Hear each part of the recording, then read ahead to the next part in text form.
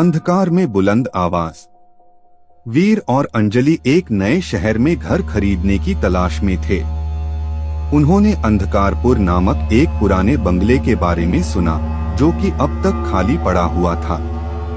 बंगले के पास पहुंचते ही अंजलि ने वहां की आभा को देखा। यहाँ कुछ अजीब है, उसने कहा।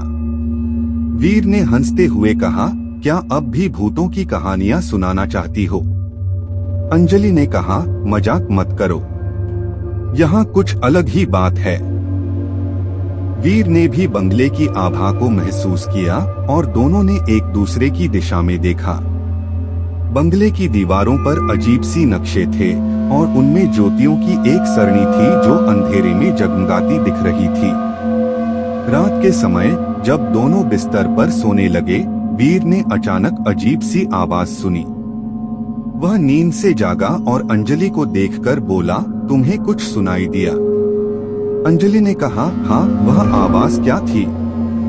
दोनों ने अपने आप में विचार किया और फिर सोने का प्रयास किया, लेकिन अब तक सुलगता नहीं था।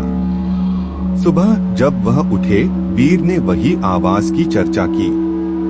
वह सुनसान सी थी, लेकिन भरकर हुई थी, उसने कहा। अंजलि ने ध्यान दिया, यहाँ कुछ अजीब है।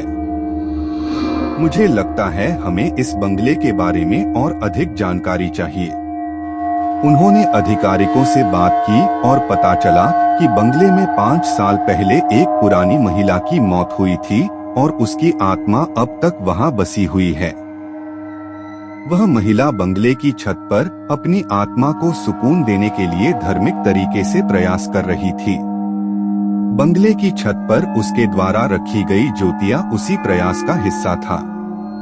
वीर और अंजलि को अब समझ में आ गया कि ज्योतियों की वह सरणी उस महिला के धार्मिक प्रयास का हिस्सा था। अंजलि ने फूलों की माला बनाई और बंगले की छत पर जाकर उस महिला को उसकी शांति दी। उसके बाद बंगले में वह अजीब सी आवाज बंद हो गई। वीर और अंजलि ने अब वहां बिना किसी भय के रहने का आनंद लिया।